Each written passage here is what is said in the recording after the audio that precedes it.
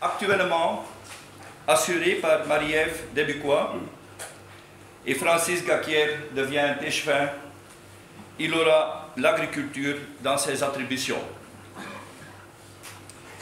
J'aimerais vous rappeler quelques actions menées donc en 2015 pour défendre notre profession, qui est actuellement confrontée à une lourde crise, je ne dois sans doute pas le dire.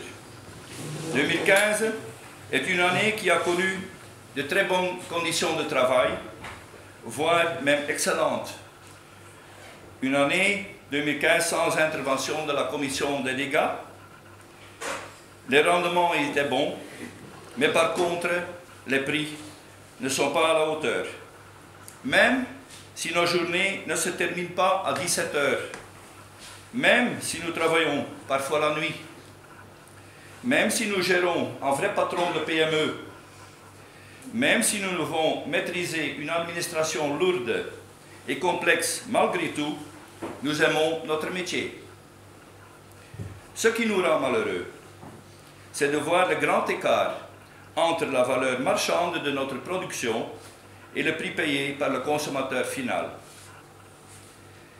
Pour exprimer notre mécontentement, nous sommes allés manifester à Bruxelles le 7 septembre, avec les mêmes motifs que lors de la manifestation de 2009.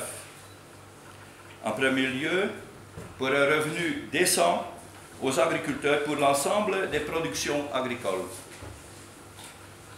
Et aussi pour dénoncer la énième réforme de la PAC, qui à peine mise en place a déjà montré ses limites et ses incohérences.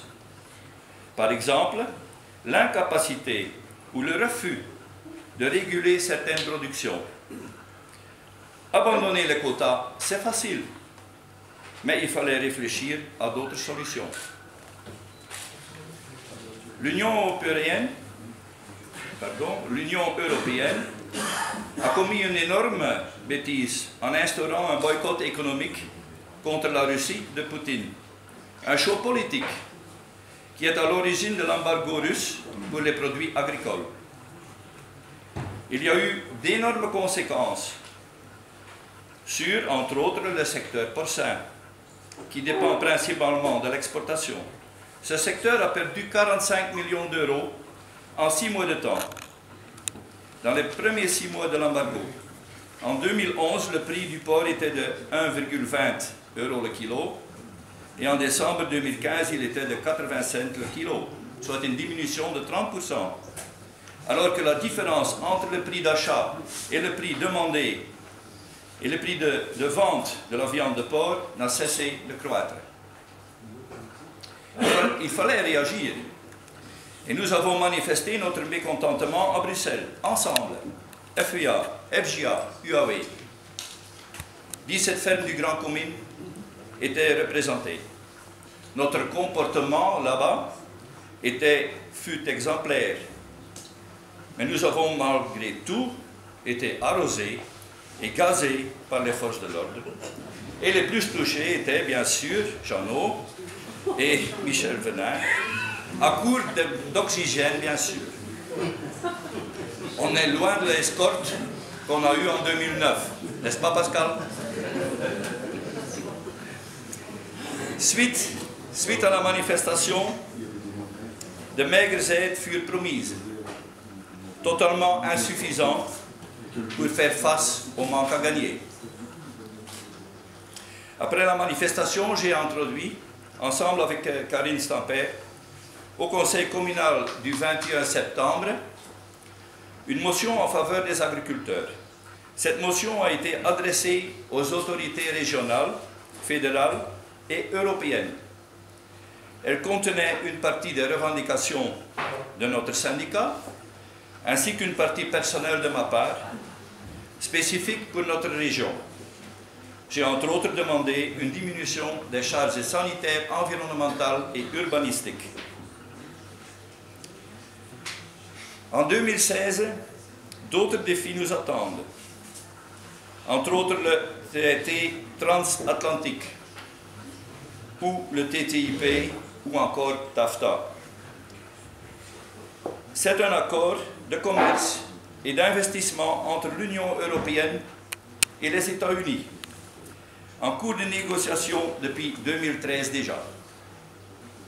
Il consiste à créer un méga-marché entre les deux continents, en harmonisant les réglementations qui existent de part et d'autre de l'Atlantique. Pour les uns, ce traité relancera l'économie, facilitera l'exportation, ouvrant ainsi le marché américain aux entreprises européennes. Il créera des emplois et de la croissance dans l'Union européenne. Il fera baisser les prix et offrira davantage de choix aux consommateurs, comme ceux qui n'ont pas encore du choix assez. Pour les autres, et nos agriculteurs en particulier, le TTIP est une menace. Selon un rapport de fin novembre 2015, un rapport qui émane du département américain de l'agriculture, les Américains sont désignés comme les grands bénéficiaires d'un accord TTIP. Or, nous sommes déjà confrontés à l'instabilité de la PAC, une PAC qui change tous les 5 ans. Nous sommes confrontés à l'incapacité de réfléchir à une régulation des marchés. Vu que l'Europe est une union, qui n'est pas une vraie union, c'est plutôt du chacun pour soi. Nous sommes confrontés à des normes qui plombent nos coûts de production. Et comment peut-on être concurrentiel sur un marché libéralisé à outrance? Il est vrai qu'il nous faut des marchés, mais pas à n'importe quel prix. Un débat a eu lieu le 8 octobre 2015 à la MJC, en présence de Mme Ona van Landuit, correspondante TTIP à la représentation de la Commission européenne en Belgique. Elle n'a pas su répondre à ma question sur l'avenir de l'agriculture dans ce contexte. Apparemment, l'agriculture n'est pas leur souci majeur, et je crains que le seul objectif d'un pareil traité ne soit le profit des multinationales et non la création de nouveaux marchés où notre production pourrait trouver un débouché à des prix corrects. Et nous avons donc intérêt à rester vigilants, et vous l'aurez compris, ce traité nous concerne tous. Notre syndicat a toujours défendu une position claire, un refus catégorique que l'agriculture européenne ne soit bradée dans les négociations au profit d'autres secteurs de l'économie, qui sont très demandeurs d'un accord dans la mesure où ils seraient bénéficiaires nets. Pour une agriculture rentable, il faut éviter toute surproduction, mais pour cela, il faut un cadre européen avec les mêmes normes sanitaires, environnementales et urbanistiques, encore une fois, les mêmes aides sous forme de subventions partout en Europe, et ce qui n'est pas le cas actuellement. Un petit mot donc en flamand, beste vrienden. José, dans un contexte quelque peu particulier que se déroule ce traditionnel vœu de Nouvel An, puisque M. Gilbert Belot, notre bourgmestre, ne peut pas être présent parmi nous pour des raisons de santé. Et comme je le fais dans certains lieux, je fais un tout petit point de santé parce que beaucoup de personnes souhaitent un petit peu en savoir plus. Donc pour l'instant, il est dans un coma naturel. Donc il a subi une trachéotomie pour son confort respiratoire. Et maintenant, nous attendons qu'il puisse reprendre. Pour l'instant, il n'y a pas de réaction, mais nous espérons d'avoir des signes positifs. Par contre, si vous souhaitez éventuellement envoyer un petit mot de soutien, de sympathie à son épouse Françoise et à son fils Amaury, il ne faut pas hésiter à envoyer un petit mail à l'administration communale, l'adresse que vous connaissez tous, gilbert.deleu@publilink.be, et toutes les marques de sympathie et de soutien lui sont adressées et les réconfortent énormément. Alors sachez qu'il a toujours apprécié ces moments passés avec vous et qu'il a toujours pensé que vous ne rendez pas assez justice au monde agricole. Alors cela paraîtra un peu cliché pour certains, mais oui, notre monde oublie un peu trop vite le rôle nourricier de nos agriculteurs. L'année dernière, plusieurs panneaux ont d'ailleurs été placés par les jeunes agriculteurs sur des champs de culture. Il y en avait un près de chez moi, il était écrit « Notre terre vous nourrit, respectez-la ». En effet, si nous avons du pain sur notre table ou un bon steak dans notre assiette, c'est parce qu'il y a des gens qui, comme vous, sont prêts à se retrousser les manches, à investir dans un métier qui, de prime abord, peut ne pas être séduisant, et demande des sacrifices certains.